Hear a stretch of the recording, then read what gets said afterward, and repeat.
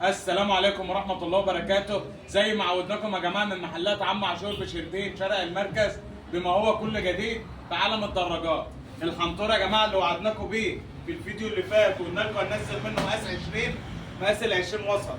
الحنطور ده يا جماعة يشيل ما شاء الله نفرين ثلاثة أربعة، عيلتك كلها أولادك كلهم هيركبوا على الحنطور ده. أنت النهارده هتستغنى عن 3 4 عجلات قصاد حنطور واحد من ده. ده تروسيكل يا جماعة بسم الله ما شاء الله، حاجة تحفه. امان الفرامل بتاعتها ما شاء الله، لو ماشي على سرعه 120 كيلو ما شاء الله فرامل تمام قوي. المخدع ده عريض يشيل نفرين ثلاثه فعلا. الظهر بتاعه مريح، الكرسي للي سايق كرسي طبي حاجه محترمه وممتازه. مخدع هنا حديد عشان يحمي رجل اطفالك من الجنزير.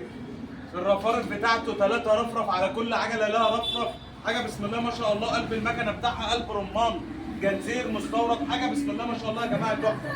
كل قطع غيارها متاحه ومتاح منها الواناتها لون واثنين وثلاثه واربعه، ومتاح منها جميع الكميات والمقاسات. ده حاجه بسم الله ما شاء الله يا جماعه. زي ما عودناكم من محلات عم عاشور الجديد دايما عندنا احنا اللي بنبدا والباقي بيمشي على المبدا.